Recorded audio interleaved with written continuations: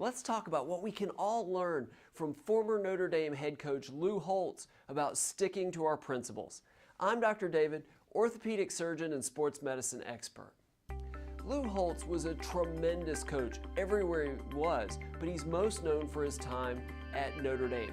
Maybe other than the TV commentating for football that he did later after his coaching days were over. But he was a tremendous coach at Notre Dame, won a national championship there. Well, one year when Notre Dame was ranked number 1, they headed to Los Angeles to play USC, the University of Southern California. And leading up to that big game, Lou Holtz was confident he would win. But then his team faced a setback that he wasn't expecting. You see, 2 of the best players on the team, the best running back and the best wide receiver, just started being late all the time. They were late to practices, they were late to team meetings, all the time. And it didn't matter what Lou Holtz and the coaching staff did. Discipline, yelling, penalties, things like that. It didn't matter. Finally, Lou Holtz said, look, if you guys are late, whether it's your fault, whether it's my fault, whether it's the team's fault, whether you have a heart attack and then are run over by a truck, you still have to somehow get there on time. If you don't, you're going to miss the next game. Well, that talk worked. They came on time for everything for about a week. The night before the USC game, before the team meeting the night before, the players, both of them, are 40 minutes late. Lou Holtz had no choice but to basically say they can't play. This is the most important game of the season. USC's ranked number 2 in the country against number 1 Notre Dame. Now their 2 best players aren't going to be able to play. Well, Lou Holtz doesn't want them there as a distraction, so he sends them home. He's at the airport, watches the plane take off, immediately feels regret. Now, was it regret for not letting the players play?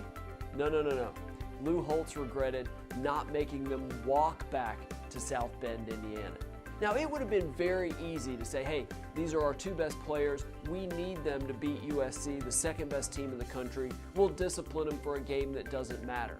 But then he would have lost his team. You make these rules and then you don't make certain players abide by them.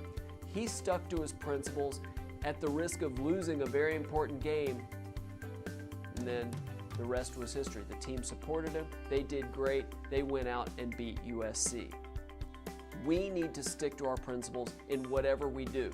If you're a student, it's not getting old tests and just studying those, or getting papers in the topic that you're writing on and changing a little bit and then submitting them. We've got to use our character and our values and stick to our principles.